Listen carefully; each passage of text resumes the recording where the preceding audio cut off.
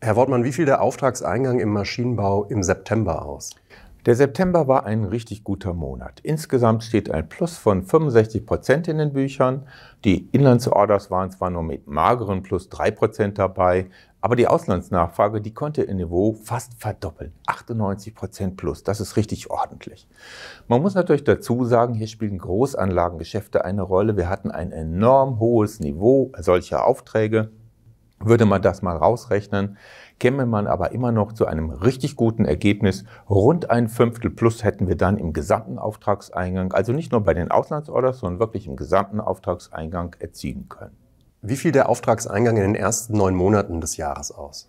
Da haben wir ein Plus von 36% erreicht. Man muss natürlich dazu sagen, auch hier haben Großanlagen eine positive Rolle gespielt. Das war nicht nur im September, sondern auch in einigen Monaten vorher schon der Fall.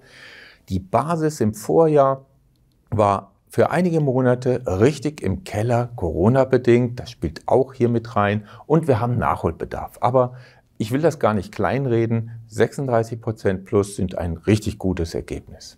Wie laufen die Exporte, wenn man auf die EU-Länder schaut? Wenn wir uns die EU-Länder anschauen, das ist ja im Prinzip die größte Exportregion für den deutschen Maschinenbau. Über 40% der Exporte gehen hier in diese Partnerländer. Nun haben wir ein gutes Bild. 11% plus haben wir in den ersten 8 Monaten des Jahres, also Januar bis August. Der Septemberwert, der fehlt noch, kommt in einigen Wochen. Und mit diesen 11% plus liegen wir ziemlich genau im Durchschnitt aller Maschinenexporte in die gesamte Welt. Ich greife vielleicht nochmal 2 große Länder heraus, das Frankreich und das Italien-Geschäft. Frankreich ist unser größter EU-Markt. Hier haben wir plus 13% erzielen können, das liegt also leicht über Durchschnitt. Im Italien-Geschäft ein Plus von 23% sogar.